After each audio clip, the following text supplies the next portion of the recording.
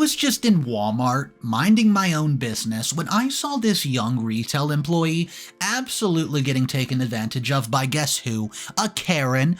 So I go out of my way to separate the two, but little did I know, this is going to lead to a year-long feud between me and the Karen. Let me tell you how it started. A little backstory. I'm a 50-year-old average Joe who normally just minds his own business. But sometimes you encounter a situation where you just feel compelled to try and do the right thing, even if it ends up causing some unexpected consequences down the road. So, about 2 years ago, I was at my local Walmart grabbing some weekly groceries. The store was quite busy that weekday evening, so, filled with families and workers stopping in after their long commutes home. The overall vibe was your typical busy, big box retail environment. I mean, you guys know how Walmart is. As I wandered down the aisles on my usual route through the store, I noticed a young female employee, probably in her early 20s, who was trying to restock some items from a pallet, but there were two middle-aged women, Karens, maybe late 40s, blocking the backroom door and ignoring her polite request to move. Well, I could immediately tell that these two ladies had that entitled, "Let me speak to your manager" attitude you encounter sometimes. Yeah, Karens. They were being really rude and disrespectful to the poor employee who was just trying to do her job. She had her hands full with the heavy pallet jack and was clearly struggling to get through the door while they just gabbed away obliviously. Now, I'm normally a live and let go type of guy who avoids all conflict, but I just could not help feeling compelled to somehow stand up for this young worker who was being mistreated. Just a gut reaction brewing as I witnessed the injustice. So, in that moment, I decided to hatch an idea. In hindsight, probably was not the most mature response. But sometimes you just have to follow your instincts, even if they lead you astray. I cautiously waited for an opening while pretending to browse the magazine rack, watching the distracted woman through the corner of my eye. Once they seemed engrossed enough in their entitled convo, I made my move. I quickly grabbed the front cart handle of one of the rude women's full grocery carts and snagged it away, darting towards the back of the store. My thinking at the time was to give them a taste of their own disruptive medicine and let them know what it feels like to have your day upended by a stranger's inconsiderate actions. Of course, as you'll see, this impulse decision, ended up having some major unforeseen consequences, guys. Let me fill you in on exactly what I'm talking about. Needless to say, this bold maneuver kicked off quite a frenzied chase as the two women eventually noticed their missing cart and came storming after me through the aisles, angrily demanding I stop. My heart was pounding, adrenaline pumping, as I briskly walked ahead of them, trying to loose them in the back stock area while ducking around pallets and shelves. The heavy cart was rattling and, leaving a hazard trail of groceries in my wake. At one point, the more aggressive of the two women tried to physically grab the cart from me, but I hit her with a left right and evaded her grasp and just pressed on towards my destination at the front of the store. Finally, after what felt like an eternity, I made it back to the cash register lanes and quickly abandoned the rogue cart before trying to casually walk out, just to return to my own shopping. Talk about getting my steps in for the day. As immature as it may have seemed in hindsight, I have to admit it felt oddly satisfying in the moment to deliver some karma. But the feeling was short-lived when I began to feel a bit of guilt. Anyways, after taking a lap around the men's clothing section just to ensure I avoided any confrontation, I tentatively checked out with my items, half expecting these women to just reappear with the manager. To my relief, I noticed the abandoned cart was already neatly taken care of by the diligent Walmart workers. Yeah, my guilt was that they had to put back all the groceries. Well, I should have known it would not be that easy, though. Fast forward about a year later. That's right, a whole year. I'm eating alone one weeknight at a local chain restaurant near my home. The place was not crowded, just a few families and elderly couples. As I was finishing up my standard burger and fry dinner, my waitress, who had been friendly, suddenly did a double take looking at me. I could tell she knew me. So we quickly realized that we knew each other from that faithful day at the Walmart a year ago. She was the young employee I, quote, rescued from the two Karens. In that moment, I just reacted on instinct. As we pieced together each other's recollection of the incident, she recounted how the rest of her day played out after I dashed away with the carts. Okay, apparently, news of what I did, it spread to the employees, and some of them liked it, some did not. Some employees saw me as a righteous hero, well, standing up to a Karen because they couldn't. But others just saw me as a bully. Others viewed me as an immature antagonist. Well, the manager on duty ultimately just comped the women's groceries to avoid further commotion after they complained vigorously about being harassed by me. Interestingly, the waitress confided that she secretly enjoyed seeing the rude customers get a taste of karma. Despite the extra work created, she appreciated it. Well, I figured that would probably be the last I heard of my long-forgotten cart caper. But little did I know things were about to escalate far beyond what I could have ever imagined that day I gave in to my impulse. A few months after my random restaurant encounter, everything seemed to be just humming. Normal life as usual, and I had all but forgotten about it. Gradually, I could not help but notice a strange car that kept being parked alongside my street. It was lingering nearby my home on occasion. At first, I brushed it off as a mere coincidence, just not wanting to be paranoid. But soon that same older model sedan started obviously following me. My confusion quickly turned to shock one day. Guys, I realized the driver was none other than one of the women from the infamous Walmart incident a year ago. The entitlement and contempt was just seething from her glare as she confronted me outside the local hardware store. I stood there dumbfounded, right there in the parking lot. She was aggressively berating me as a menace, a disturber of decency. This unhinged woman then declared that she's been stalking me for weeks and would make me pay dearly for having the audacity to publicly humiliate her that day long ago at Walmart. Apparently, she's been looking for me. In the moment, I tried to keep my cool and just shrug it off as an empty threat, even pretending to not know who she was. But on the drive home, my palms were sweating. I nervously checked the rearview mirror every other second to make sure I was not still being followed by this lunatic. The next morning, I woke up to my mailbox literally demolished. Shattered fragments of cheap sheet metal scattered across my lawn. My heart sank. Was it really the Walmart woman? Over the next few weeks, I started to grow more and more uneasy. Subtle harassment, it was gradually escalating. Ominous, threatening notes would appear stuck to my front door on a post-it, and my phone would ring off the hook with silence on the other end multiple times a day, often from blocked numbers, of course. It became obvious I was being deliberately targeted and stalked by this unhinged woman, who had become obsessed with getting her revenge over our absurd moment of confrontation. We're talking years earlier. My concerned sister, Barb, she decided she needs to check up on me, worried over my growing anxiety about the creepy harassment.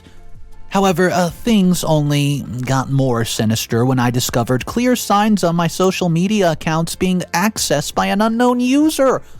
Alarming messages were even sent to my accounts to random friends and family, which did not sound like me at all.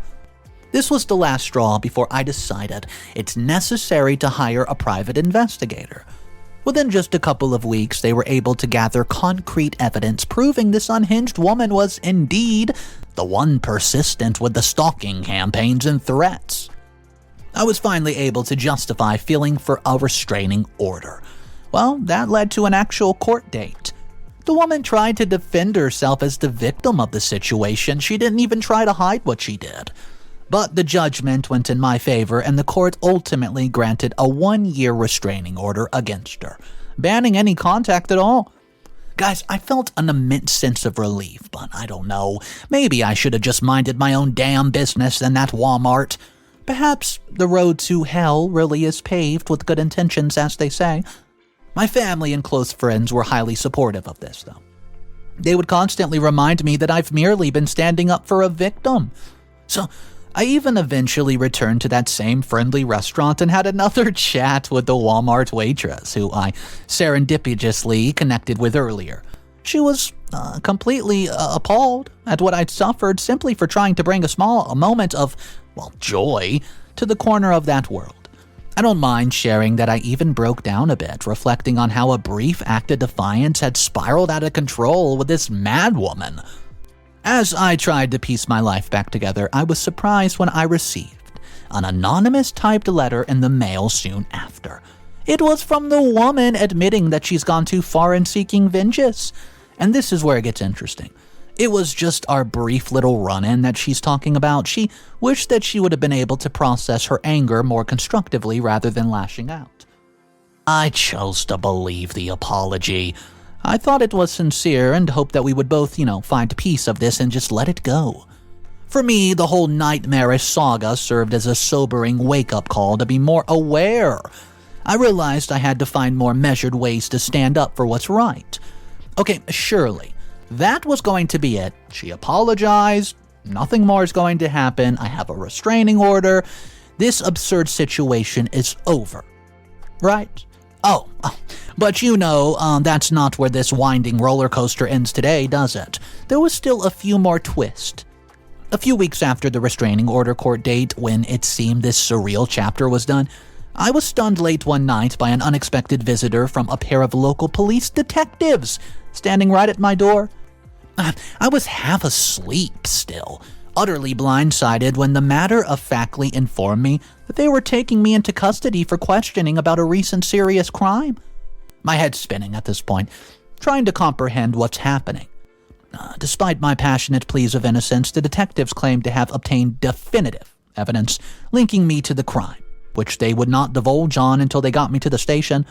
The next hours were a blur of mugshots, fingerprints, and holding cells, as I remained in a state of sheer disbelief.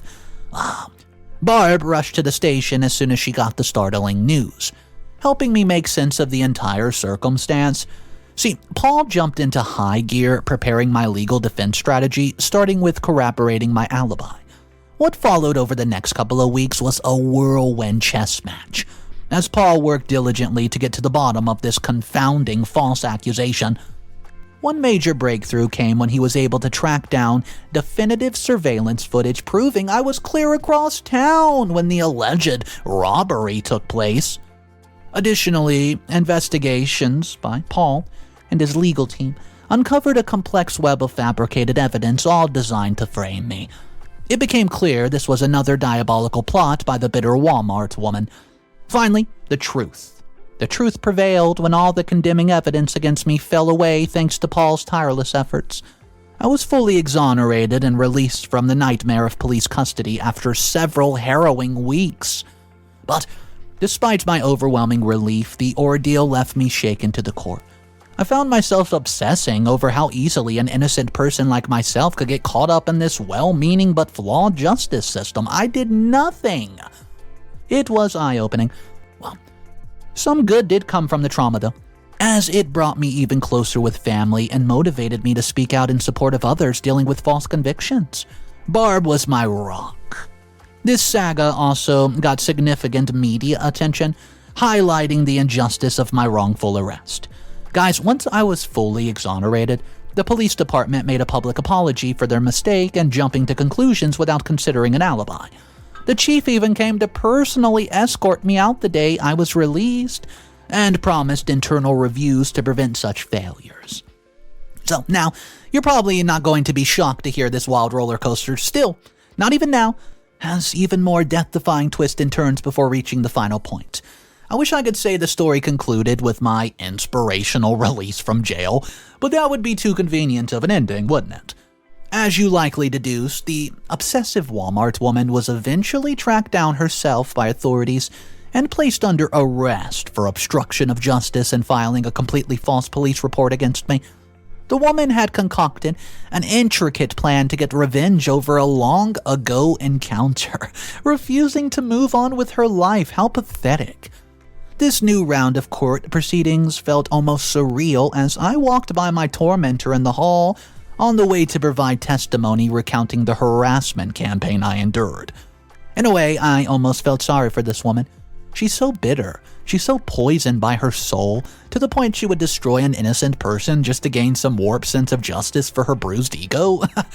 Well, as expected, Her legal team tried desperately to paint her as an innocent victim who was just concerned citizen reacting to my threatening behavior of stealing her cart. They even tried to claim that she suffered emotional distress from which she never fully recovered. But the false evidence and recorded phone calls showing her calculated deception were impossible to refute. After a very quick deliberation, the jury found her unequivocally guilty, and she was sentenced to 5 years in prison for her harassment, stalking, and obstruction of justice. And guys, this is all because I ran away with her shopping cart. Let me know in the comment section down below if you've ever had any encounters in Walmart, Target, any supercenter with a Karen. Let's hear about it, guys. That's the final update. I hope you had a great day, and I hate Karens. Obstruction of justice, stalking, and harassment. It looks like this Karen landed herself 5 years in prison for just being so ridiculous. I mean, can't people just let stuff go? This was an innocent interaction at the Walmart that escalated into an entire drama. I just want to know everybody's thoughts. You guys out there listening to this, say for instance you put yourself in this position. Start at the very beginning when you first see those Walmart employees being absolutely just taken advantage of by these Karens. How exactly do you handle it? Do you do the same route that OP did, knowing the entire story that we know now? Or do you do something a little different? Guys, let's talk about it. My name's Mr. Reddito. I narrate stories like this every day. This is my revenge channel. I hope you guys enjoyed it, and if you want more daily revenge stories, hey, consider subscribing to the channel. I'll see you tomorrow, and of course remember, it's cool to be kind. See ya.